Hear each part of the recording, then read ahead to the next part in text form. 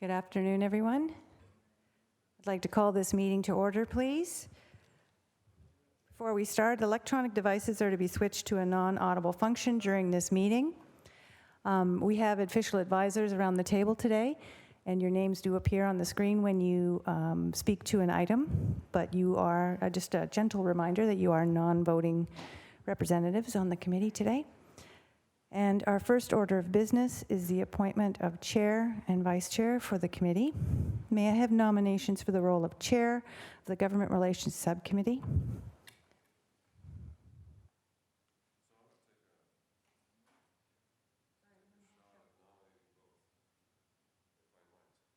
So I would nominate Councillor Clark as chair and Councillor Marula as vice chair.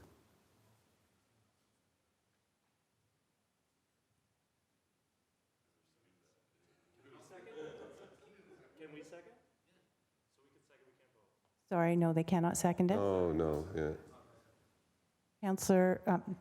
Mayor Eisenberger and Councillor Marula nominate Councillor Clark as chair of the committee. And Councillor Marula and Mayor Mayor Eisenberger and Councillor Clark nominate Councillor Marula in the, as vice chair of the committee. Yep. We will need an electronic vote for that, please.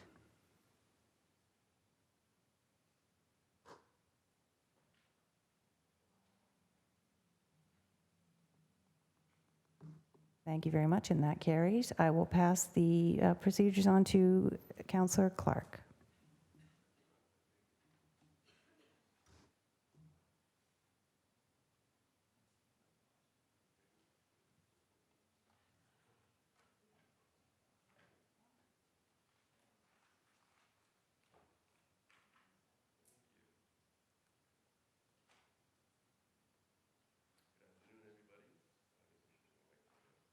There we go. Good afternoon, everybody. Madam Clerk, are there any changes to the agenda today?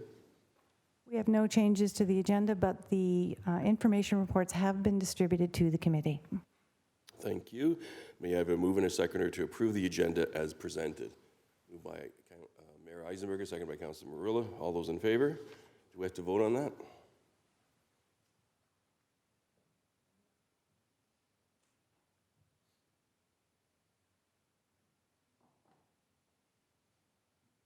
And that's carried. Are there any declarations of interest today? Seeing none, may I have a motion to approve the minutes of June 16th, 2016?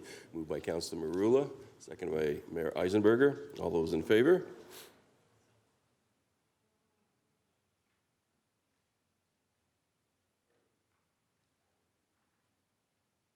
Okay, so we're moving on to consent items. 7.1 is the City of Hamilton priorities for the 2019 federal election.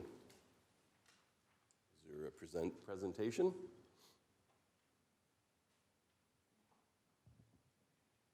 Through the chair. No formal presentation, but I will walk through for a few minutes if you don't mind. Please. So as everyone knows, we have a federal election coming up this fall. And as we've done in the past for the provincial election, we wanted to confirm what our priorities are to send out to all the candidates. And we also use it as a platform as staff have meetings with officials, but also elected officials or partners like yourself can also use it. So we wanted to also get your input. When we looked at previous discussions at council and council decisions about what those priorities should be and what some of the pressures are for our community and the city, we as staff landed on three potential areas. One is around funding for housing. We know that has been a priority and continues to be a priority for our community. I won't walk through all the detail, it's there. But that would be one, is to get kind of more stable, reliable funding for housing to plan out. The second would be infrastructure funding. So there has been in the past infrastructure fundings of different names that have come to municipal governments to help with water and wastewater or green infrastructure. Some of it, there's been challenges because of the agreements between the federal and provincial government that sometimes they're not flowing like they have been, and that causes challenges with planning.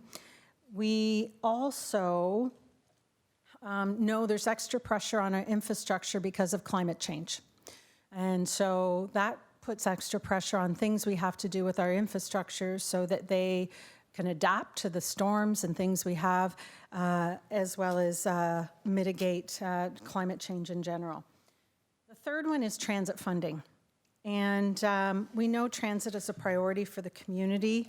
And I want to highlight one point in that, and it's the last bullet that I think is most important, is that under the current government of Ontario, there haven't been a commitment to provide the previously announced 33% of the cost share with the Government of Canada. And that goes to the bilateral agreement. So that is delays in that announcement and the uncertainty around whether the original commitment will be materialized does jeopardize the city's ability to develop and expand our transit system as planned in our 10-year plan. So with that, those are the three things. Once we have some discussion and get confirmation whether an input from our partners, whether we think these are the most important three, then we would prepare more detailed documents similar to the provincial election that could be sent out and used, put on the website, et cetera. We are also looking for any ideas from the group about if there's other suggestions about how we may want to push and move these priorities forward with the candidates from all parties. Thank you. Thank you, Ms. Smith. So to the committee members, realistically, there's 3 sections, and if you're feeling anything is missing, now would be the time to suggest it, and then we can have the discussion around it, and then hear further in terms of strategies. Right now, I have Mayor Eisenberger on the list, please. Thank you, and thank you for the kind of overview of what actually we've had on the table before. I think what we also had on the table before was more direct asks, and so I wonder about the infrastructure funding, which has been a standard funding request going forward, but I do know that certainly the climate change is going to be a pretty predominant focus, at least I think for all parties, in terms of whether it's carbon tax or other areas. So should we not, try and cater to what are going to be, I think, probably the major topics of the federal election that they're all going to be focusing on. So infrastructure in a general category, I think we've been there, and I think that's a pretty standard ask, but to be a little bit more specific on the climate change front would, I think, be helpful. So we have ourselves, and we're working on our own climate change emergency plan, all departments across the entire organization on behalf of the city. So should we not be fashioning some more focused climate change ask that would help? Now, I know it may be a little premature because we don't have the plan, but could a lot of these elements break into kind of climate change categories? Thank you. Ms. Smith? Through you, Mr. Chair, to the mayor and the committee, certainly that was our intent. After we get these broad themes, we know we'll be more successful if we have concrete ask, and we deliberately built in the climate change. So I don't think there would be any problem at all. Although we're still working through our plan, I think we can be very specific with that ask. Okay. Thank you. And then in terms of I agree with the categories. I mean, transit has been the priority, for quite some time, and we're certainly making some great headway. There's been a slowdown of the funding, largely because there's some contrary agreements between the current government provincially and the federal government, so the money is not flowing, which is why they've actually directed some money directly to municipalities. One of the issues that we sell at the Big City Mayors Caucus is to continue to have a direct relationship with the federal government. I think that's a high priority issue in my mind. I mean, given the context that we're in right now, moving forward, I think even though there's potentially constitutional issues, so far it's been actually quite successful. And it's something that I think back in the day, Paul Martin actually originally talked about. And having that kind of ongoing relationship with municipalities, with the federal government, I think has been very helpful. So I'd like to see that as a higher order priority for us. I think it's going to be a very important national push on the big city mayor side when we do our ask. And I would look at the priorities that the FCM is putting together for this election, and you know, try as much as possible, you know, given the local context, to mirror what we're all kind of collectively you know, advocating for. I think a strong collective voice across the country, I think, is powerful. So not to dissuade from local context issues, because that's going to matter significantly, but FCM is doing, I think, a lot of work to kind of influence the parties going forward. So I would have a hard look at what FCM is actually putting on the table with the federal government and all the parties currently. Beyond that, those are my only suggestions, and I think I mean the priorities are, so fine-tuning the priorities is where we need to go. Then the question would be, where does it come back to, and how do we get it in the queue in time for, you know, the high point, which, you know, starts to be August, September. How can we refine it so that we can get it out as an official document from the city in time for party platform development? Ms. Smith, would you like to comment on the FCM suggestion? Through the chair, we can certainly go through and pull FCMs and mirror those with the local context. So that's not a problem. In terms of next steps, my understanding is the minutes from this subcommittee will go to, I'm looking to clerks. Do they go to council or to another committee? I believe they go up to GIC. GIC. And so what I would propose, in light of the timing, that while it goes through the process to get officially approved by council, we would still start right away to start putting those materials together in a form that's concise, compelling, similar to what we did with the provincial. We won't wait till that happens. Okay, thank you. Appreciate it. Thank you, sir. Councilor Marula, please, you're next. Oh, you're not on? There we go. There we are. Sorry. Thank you. Thank you, Mr. Chairman. Through you to Jeanette, I think in light of the continued crisis surrounding downloading with the province, the relationship issues surrounding municipalities in the province presently, I think it's an opportune time, particularly in Ontario, where we look at trying to establish a direct link to the federal government rather than going through the province, which traditionally under the federation occurs. And I'm wondering how we would go about wording that so that we can actually have a direct relationship with the feds based on the challenges that we're faced with. I know they're willing to listen and speaking with a number of Liberal members, and I think they understand the plight that we're faced with. So through you, Mr. Chairman, if we can include that as a potential item for discussion, that would be greatly appreciated. Ms. Smith, I'm seeing a nodding head. Through you, Mr. Chair, absolutely. It sounds like there's some movement of that across the country, which just makes it stronger. So we would use similar wording so it is a louder voice at the table. Excellent. I think it's important to know that the country is made up of cities, but yet it seems like the federal government traditionally, there's a disconnect, and their discussions or dialogue is far more focused with the province as opposed to municipalities. So I really appreciate that, and thank you for your time. Thank you, sir. Member Loomis, please. Just don't touch it, and I'll put you, there you go. All right, good, thank you. I will preface this by saying that, declaring that I am a very fresh appointee to the Hamilton Port Authority Board, but I would say this nonetheless. There are exciting things happening at the Port Authority and at the airport. They are not municipal assets as such, but they are very important community assets, albeit under the control of the federal government. They will have a lot of funding requests over the next coming years because of the exciting things happening.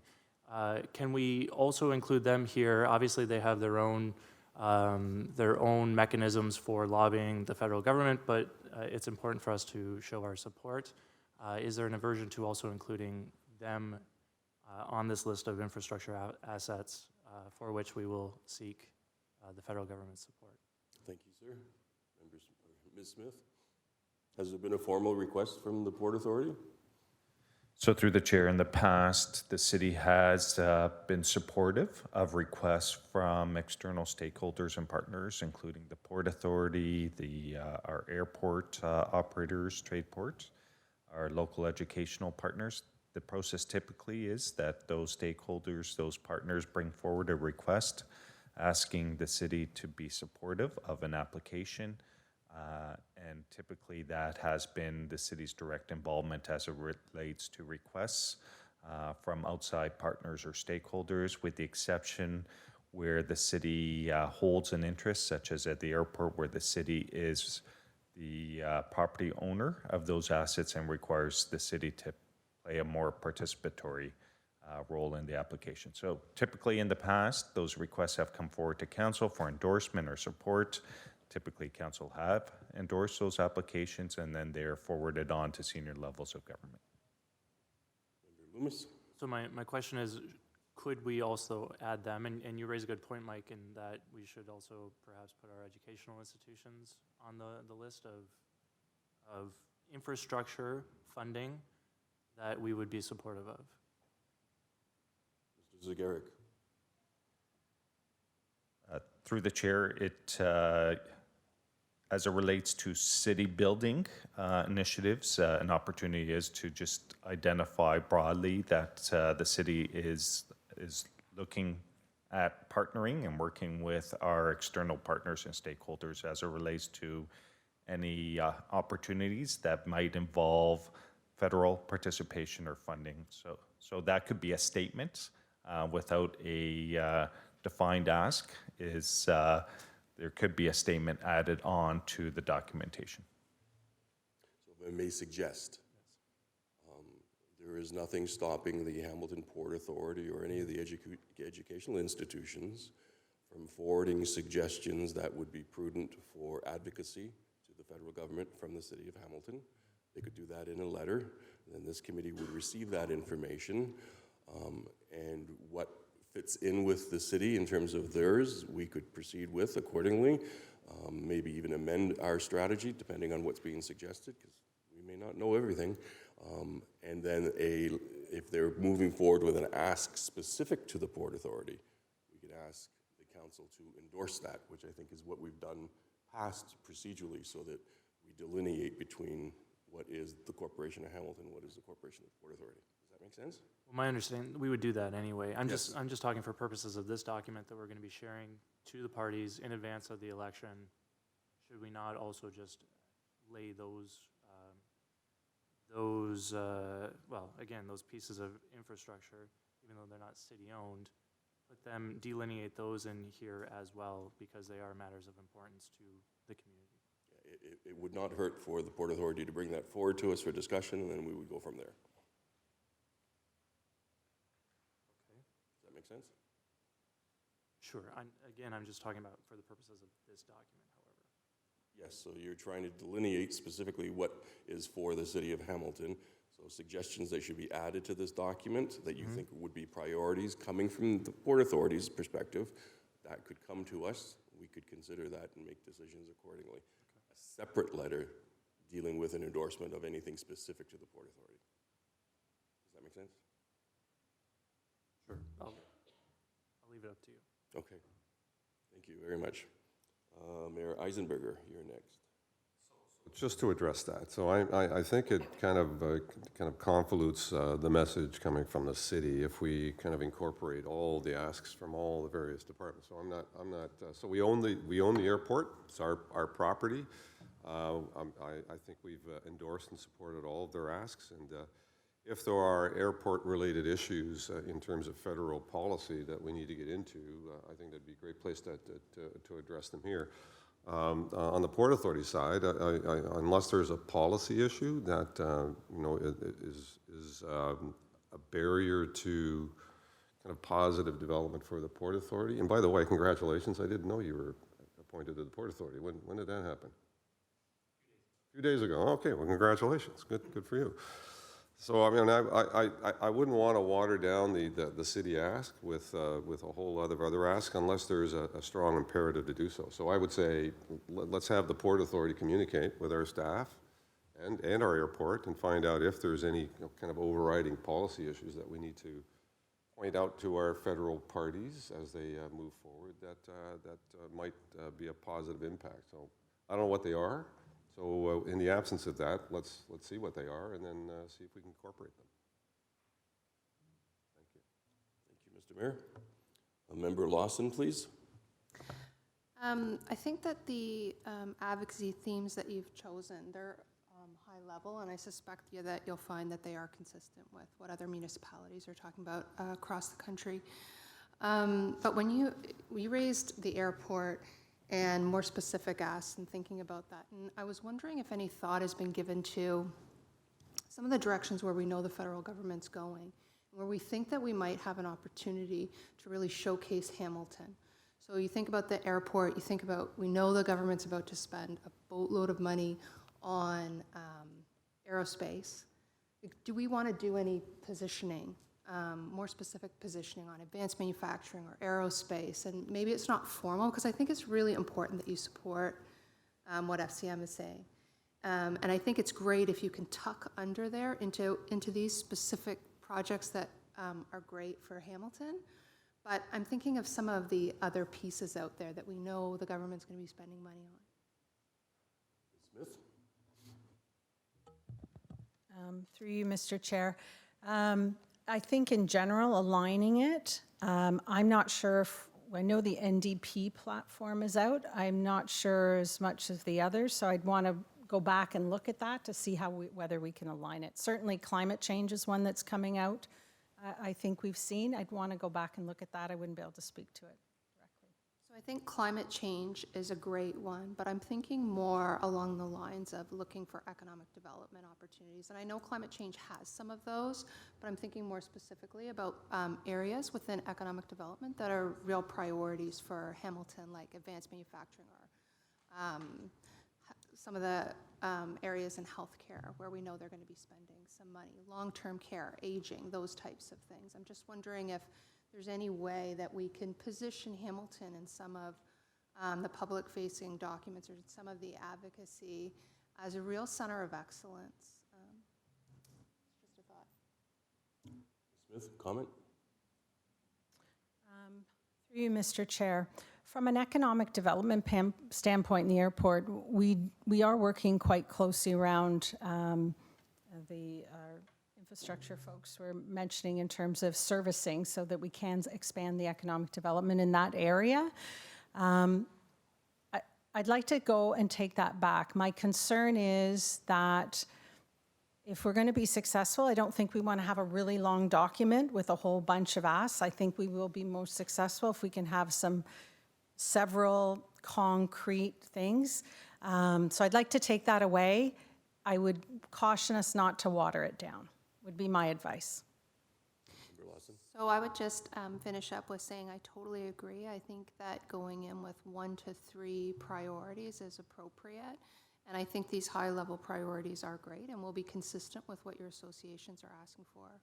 So I think picking 1 or 2 winners on the economic development side that we can promote might be something to consider.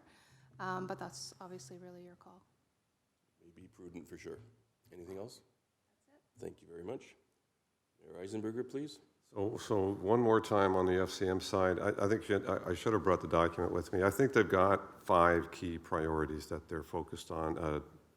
Actually, 2 of them that don't appear here, but I think we should talk to, and it speaks to the economic development pieces, digital technology. So broadband capacity and broadband investment, both in the urban and rural area, is going to be a key focus, for FCM. And the other is, and we don't again mention it, but we should, is poverty.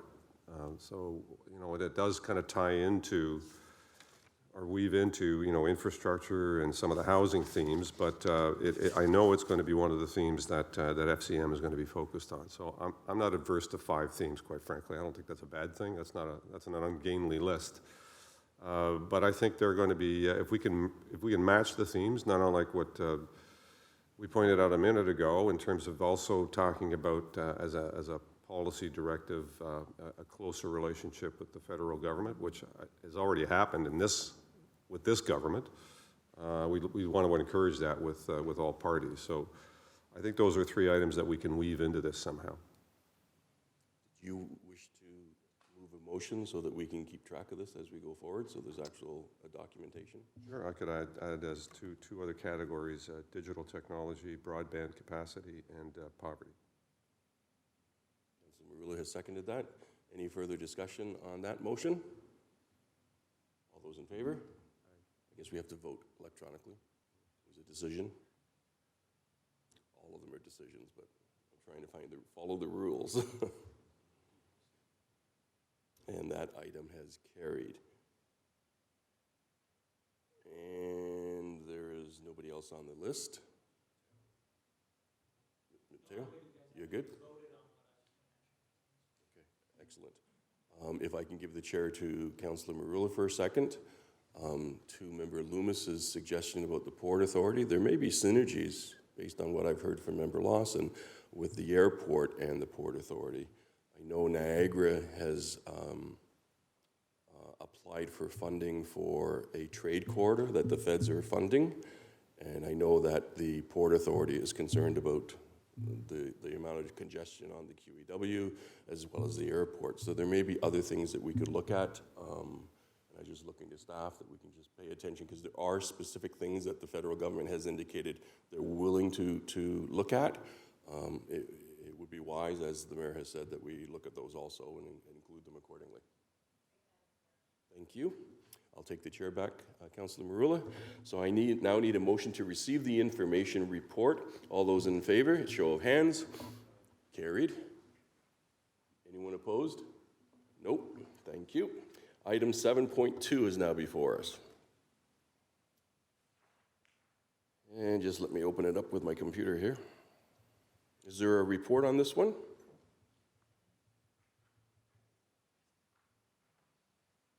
Smith, please.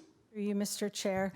So at a high level, the next 2 reports are really about 2 provincial policy issues that are having a significant impact on the city, and not just us as an organization, but our community and our partners.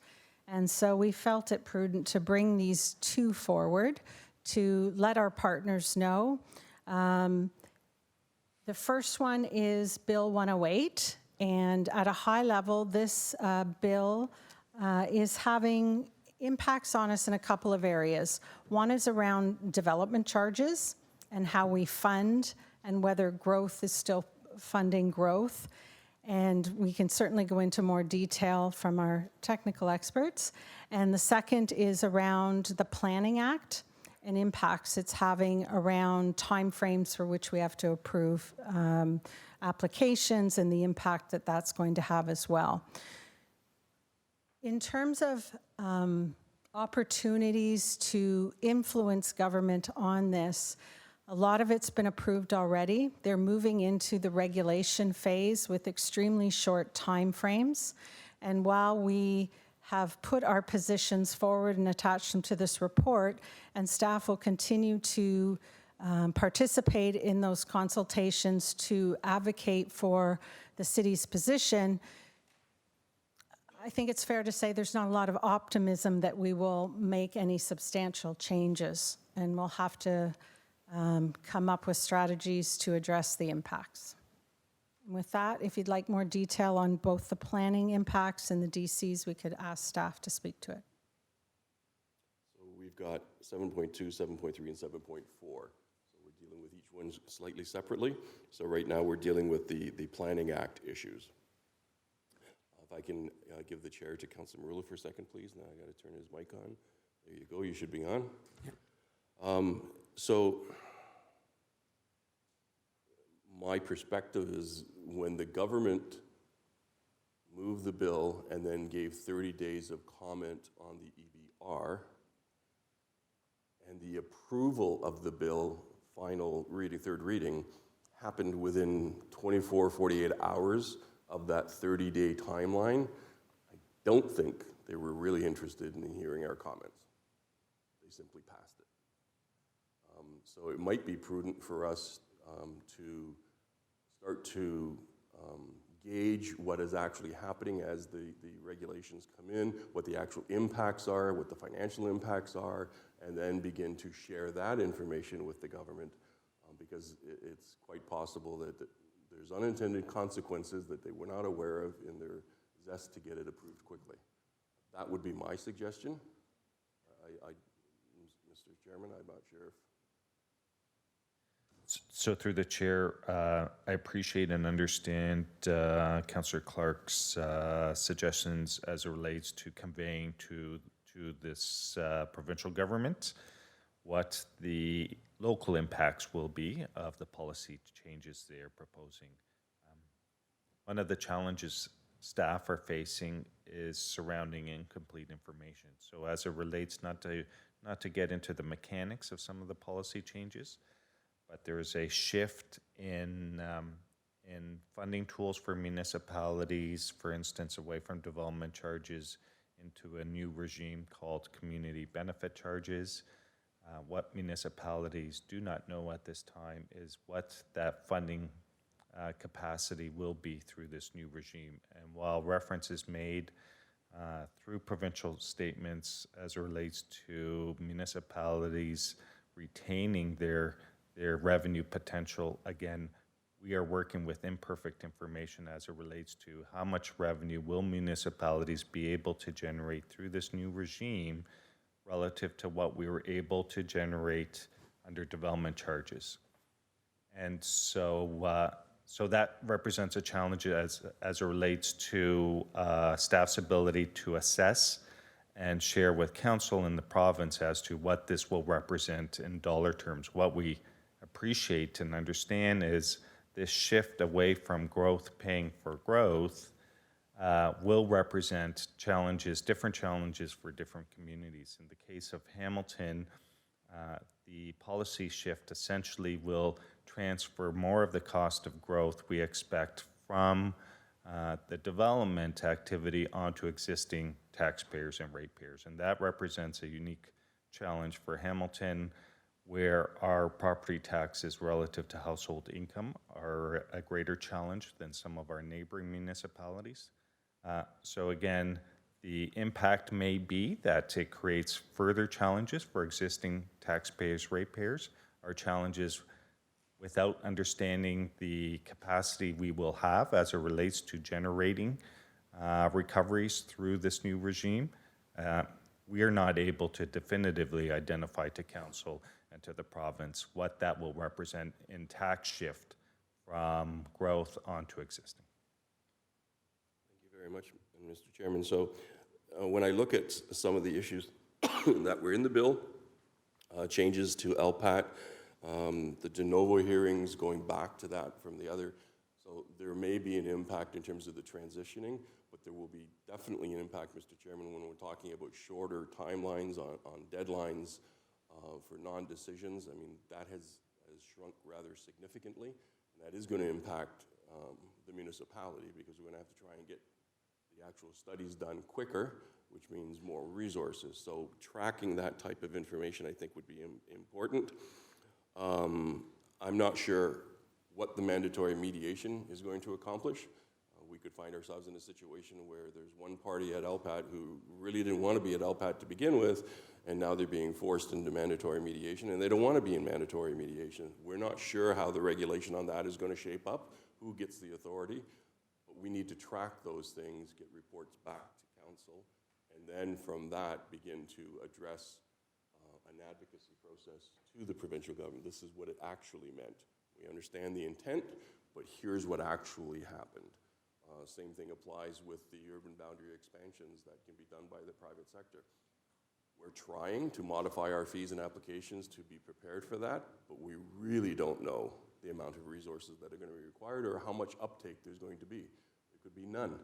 there could be 10. And we have to wrestle with that, not only to get the work done, but to be able to explain to the provincial government this has been the impact. So that would be my only suggestion on that section. I'd be happy to take the chair back now, Councilor Maruno. Thank you. Any other comments or suggestions with regards to Bill 108, item 7.2 on our agenda today? Seeing none, may I have a motion to receive the information report? All those in favor? Carried. I see no opposition. Response to the proposed provincial restructuring of the local public health agencies. Dr. Richardson, did you wish to take a stab at this? So it might be helpful just to explain a little bit for others that are here that may not have heard all of the piece behind it and give some background. So the province in its April 11th budget announced that there would be changes to the local public health system, and they were changes on both a funding level and changes in terms of an organizational structure. So they were looking to move to a different cost-shared formula for public health between municipalities and the province. At present, it's a mix of 100% provincially funded programs, 75-25 cost-shared programs, that's 75% provincial, 25% municipal programs. And then a number of municipalities have either funded over and above that level or have chosen to add additional programs, which they're permitted to do under legislation, which they fund 100%.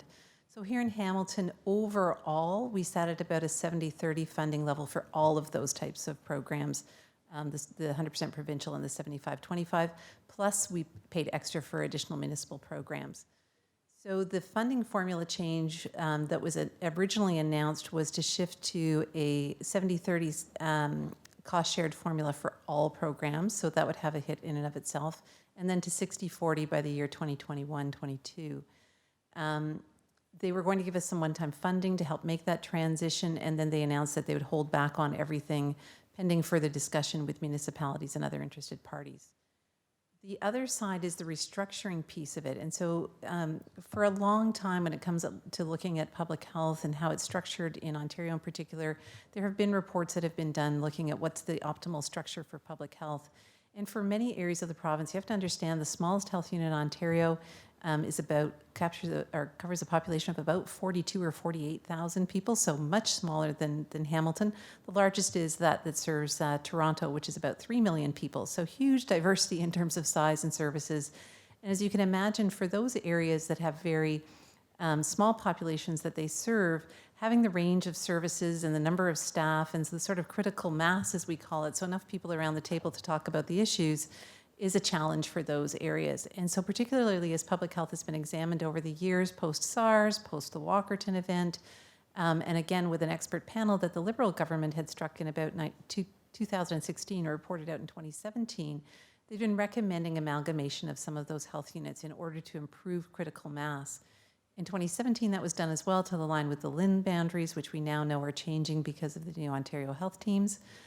That report was never put into implementation, and this government, with these changes, announced that they wanted to take it down to 10 health units, regional health units, and came up with some suggested boundaries in terms of those that are again quite diverse. They involve keeping Toronto at it's about 3 million, creating a new health unit that involves Waterloo, Wellington, Peel, and Halton. That's almost 4 million people soon, and still keeps some of the smaller regions together. So in looking at that, there has not been a lot of information about what it means. There's not been a lot of guidance, and so we have been trying to understand that. There are a couple of processes that are underway between the Association of Local Public Health Agencies, meeting with the province. AMO is trying to figure out, the Association of Municipalities of Ontario is trying to figure out how to enter into discussions there. And so everybody's trying to figure out where this is going from here. From our perspective, the additional thing that I didn't mention is the government has also suggested that we should plan towards a 10% overall cut in our budgets. And so while they're expecting municipalities to pick up the room, if you will, that they're leaving for them to fund in order to continue our services on, they've also suggested that with these changes, there could be a 10% reduction in administration. For us here in Hamilton, our administrative costs, as they're defined by the province, are about 7% of our overall budget. And so to make any of the sort of changes to address those cuts, or if there were a decision not to pick up the room created around municipal funding, there would need to be program cuts that go along with that.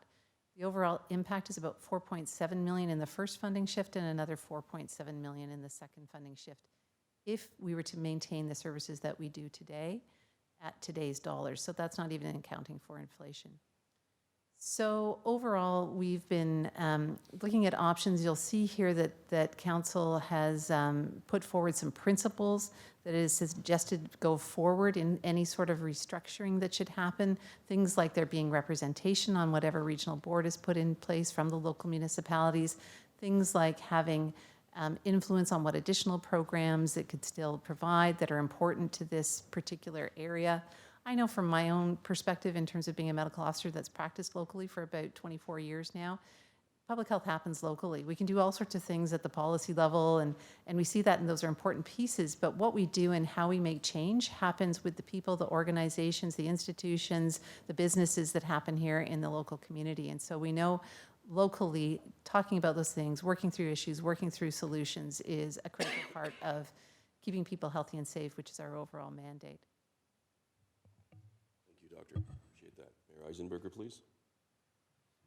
Thank you. So this is another one of those where they've kind of just thrown out some cut ideas first, and then now they're measuring what the impacts are going to be. And kind of the backwards way of kind of finding out what problem they're trying to fix. And they haven't clearly enunciated what they're trying to fix and what they're trying to create. And there is an awful lot of work being done through AMO and other agencies, Alpha, to try and define what it is they're trying to do. And we really haven't come up with any kind of clear, definitive notion of what the plan is. So AMO's position, and I think our position is, this is a bad idea. But if you're going to go down that road, look at all the principles that are built into all of the motion that was actually put together to consider not only all of the impacts that you're proposing. So we have different unions between the areas that we kind of all operate in. There are complex issues. There's kind of boundary issues. There's ambulance services crossover issues that start to play. I really don't think they understand and appreciate the broad impacts of issues that they're going to have to deal with. So their timeline on this is completely unreasonable, and they really haven't set out what they're trying to fix. So I think the ultimate position for AMO is, don't do this until you have a clear mindset as to what you're trying to achieve. And that hasn't come out in any way, shape, or form. Doctor, have you heard anything that clearly defines, other than them making a broad statement about 35 to 10, which isn't a mission, it's just a number. Through you, Mr. Chair, I would say that the only things I've heard are the two things. They're looking at cost control, and so they're looking at ways to reduce dollars through bringing together back office functions. So for those of us that are already part of larger municipal organizations, whether they're single tier or upper tier organizations, we already have economies of scale that are realized within those, and there would be significant cost to disentangling those sorts of arrangements. The second piece is the piece about improving expertise for those smaller health units, which I can imagine for some it would be a significant impact. For us here in Hamilton, where we have a large enough organization, a large enough population to serve, it's not as important for us. So, I don't know what this government is thinking on this issue. I would hope that we should, continue to say, bad idea. Let's consult and think about, what the ramifications are. It wouldn't be a bad thing if this committee actually said that again, to kind of reinforce that, but I think we've done that as a council already. And beyond that, I hear that their desire to now rethink their public consultation process is actually happening. So, the pushback that we've been delivering, the previous one was, here's a whole array of cuts on a whole bunch of different levels, and they pulled back on that and said, okay, we're going to hold off and rethink this thing. Well, I think some of that might be happening as well. So maximum amount of pressure on the government right now, I think is something that we need to continue to deliver, because I think they're really starting to realize how complex and potentially unhelpful this whole process might be.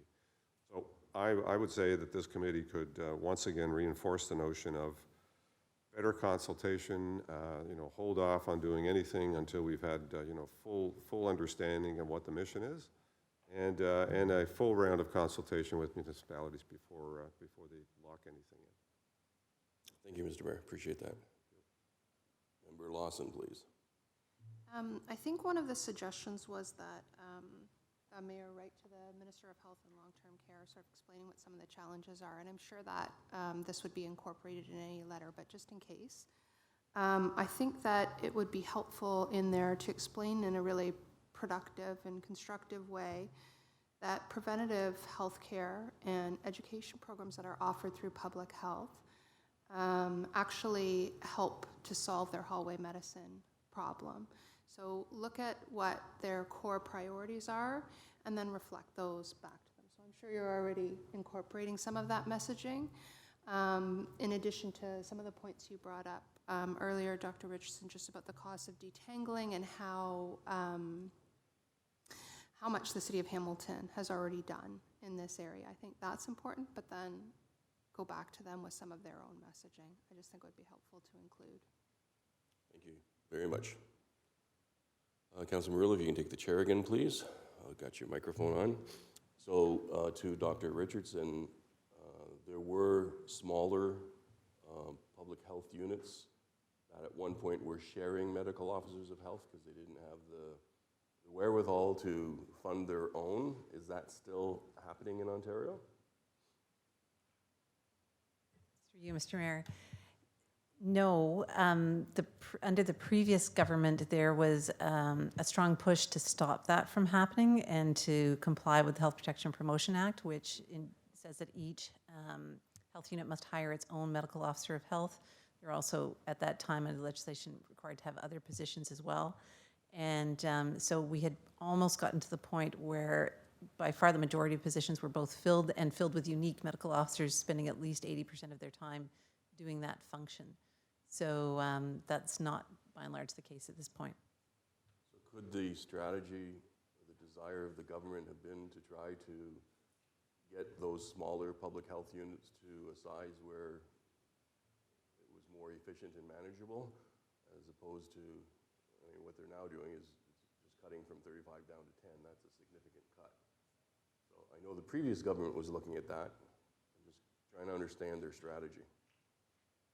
Under the previous governments, and it does date back for some time, there's been encouragement to amalgamate for smaller health units. And you go back to the turn of the century, there were 800 health units in Ontario. So we've come a long way, down to 35. But the smaller areas had slowly been doing that, more so in the last 4 years, perhaps, where we've seen St. Thomas and Oxford have amalgamated. Huron and Perth are in the process of amalgamating. In the north, the northeastern health units, so Sudbury, Sault Ste. Marie, Timmins, Temagami, those areas, we're all looking at how to share their back office functions. They were already well underway. They've been working on that for about 18 months to 2 years to look at how they could do those sorts of things. So there have been some initiatives definitely underway to do just that, to look at how they could achieve better economies of scale. So the current consultations, Mr. Chairman, how do I word this diplomatically? Are they actual dialogues?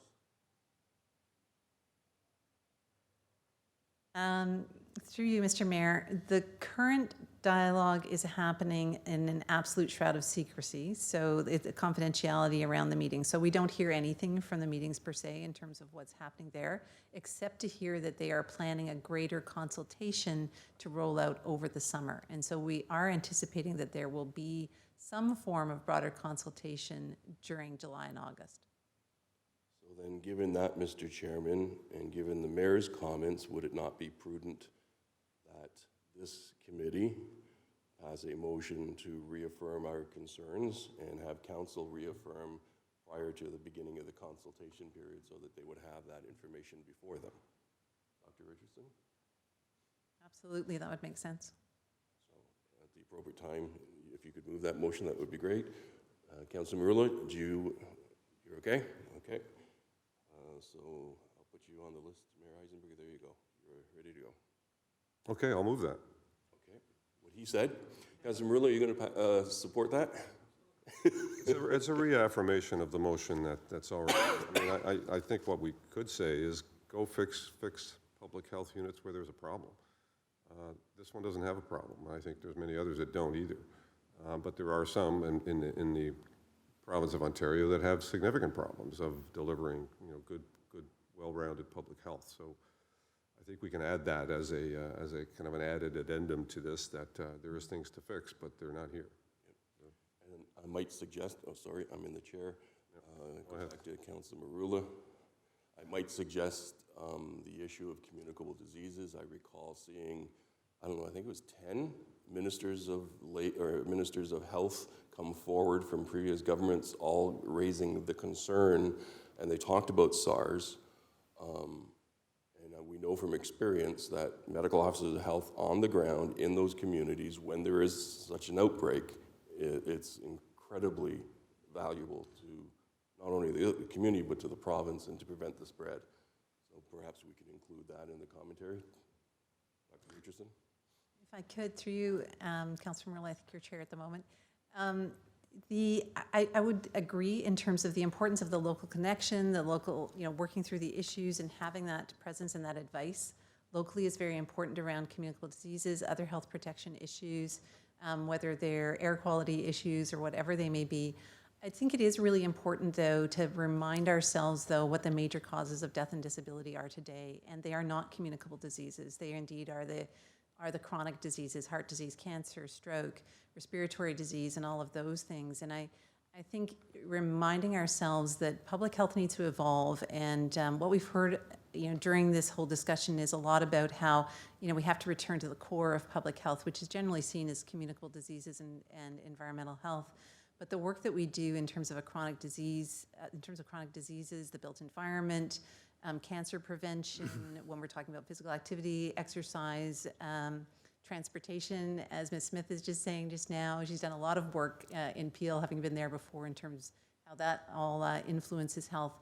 There are very important things across that whole, what is called health promotion agenda, which extends through health education, which was talked about earlier, to policy work and the kinds of changes that we need to make communities healthy places to live, work, and play. And so I think it's important to underscore that broad reach of public health. And again, going back to the comments about what's going to actually change hallway medicine if we move upstream and look at preventing a lot of these illnesses, including focusing on things that are around health equity and the social determinants of health, we have to keep our eye and our work going in all those spheres. Thank you very much, and that would be completely consistent with what Member Lawson suggested in terms of preventative health. And it might be, I would suggest, Mr. Chairman, appropriate to try to use the language of the government and go back to them with their language. So if the issue is, as Member Lawson is suggesting, Dr. Richardson, eliminating hallway medicine, what is there that we could suggest that would work with public health in that regard, and what's not going to help? And so start to use their language when you're advocating back, you're actually talking about their strategy. So that would be my suggestion. I'll take the chair back. Thank you, Councillor. Mayor Eisenberger, you have a motion then? To add to that, I wonder if we could get support from all of the organizations that are sitting around the table here. So I won't, if we can get thumbs up on that, that would be great to actually add to the weight of the document. And I don't want to speak for them, but Aaron wants to speak to that. I think it's a very important issue locally for all concerned, whether it's the Chamber of Commerce or Hamilton Health Sciences or McMaster. So if they could all, be part of endorsing that, that would be great. Thank you, sir. Member Leveau? Thank you, Chair. We'd certainly be happy to take that back and look at that in concert with the letter that you'd be issuing, Mr. Mayor. I'd say that any erosion to the capacity of public health in a community that is host on behalf of the province to some of the hospital programs that we have here poses a risk, definitely in the area of hallway medicine, but also in the health of our own community. So be happy to do that. Okay, so we can actually add that to your motion if you'd like. So the motion would be to reaffirm our position using some of the provincial language from their own communications, to include the issues about preventative health, and as well as asking the local agencies to write letters of endorsement. That would be moved by Mayor Eisenberger, second by Councillor Marula. All those in favor? That would be an electronic vote, Madam Clerk. Thank you, that's approved. So I now need, unless there's further discussion on this item, I need a motion to receive the information on the proposed provincial restructuring of local health units. All those in favor? Carried, thank you. And now there is also item number 7.4, which is Bill 108 regarding the Development Charges Act amendments. Who wanted it? Mr. Zagaric, did you want to tackle that one? Because we've already passed some things through council. So through the chair and just for the benefit of all committee meetings, you did deal with Bill 108, the More Homes, More Choice Act under 7.2, and why it is before you as two separate reports is that staff were trying to address some aggressive timelines as it relates to reporting, and so in order to get before our standing committees in a timely manner is we had to approach these as two separate reports, but they do deal with the same legislative changes from the provincial government, and in part is the objective of the provincial government was to affect in a favorable way the affordability of housing and of choice for residents in the cities in Ontario. Specific to development charges, so 7.2 dealt principally around the Planning Act. The changes around development charges surrounding Bill 108 affects municipalities in I would describe two principal ways. One is, as I described previously, it transfers the cost of growth for some soft services away from the development charges, which is our principal tool that municipalities have as it relates to servicing growth, to what will come forward, which we haven't perfect information on, is a community benefit charge, which will be a new regime. So again, part of the challenge that municipalities are facing is while the provincial government, through their policy papers, are messaging revenue neutrality, is we aren't seeing that in practice as it relates to all other policy changes. And the concern is that it will not be revenue neutral to municipalities.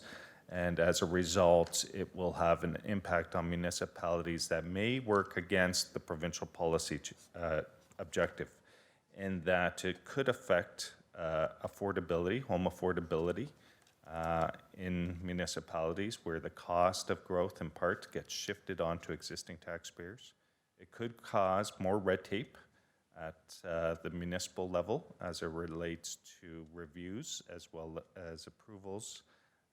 It will likely have a significant impact on debt for municipalities, and ultimately that impact on debt may negatively impact municipalities' ability to grow, in that if we are constrained by debt, we may not be able to facilitate growth and expansion within our communities, which in part works counter to the provincial objective around growing housing affordability and facilitating growth. So as it relates to something that going forward, the regulations, again, we have just some preliminary information as it relates to options around regulations. There is information that is on the environmental registry with commenting period to August 21st. City staff are targeting a report back to our Audit, Finance, Admin Committee on August 15th.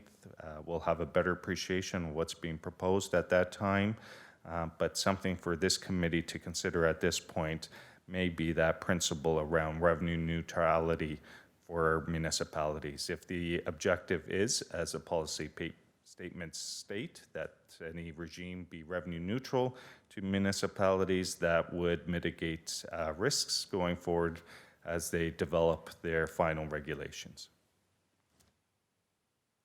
Thank you, Mr. Zagaric. Any questions or comments? We've heard that revenue neutral item before. Mr. Zagarek, can I just perhaps ask you to explain the foresight that the staff had with regards to the transition period on the development charges? Because we found ourselves in an interesting position in terms of when our bylaw was going to come into effect and when the law was going to be coming into effect, and we were in this strange vacuum. So through the chair, it's one of the challenges as we are going through our processes around updating bylaws, and the province is going through a very fluid process around policy development. We found ourselves caught in a situation where we were updating a bylaw in the midst of some policy revisions. And in order to safeguard local taxpayers, is we identified the risk very late in the 11th hour of our bylaw process, our development charge bylaw process, where we were at risk of foregoing some soft costs, some recoveries as it relates to development soft costs. So we developed some transitional policies between essentially yesterday, council, to when our bylaw gets updated. Effectively, that short period of some transition policies provided about a $3 million safeguard to local taxpayers. We could have foregone about $3 million in growth-related costs from development over that short period of time.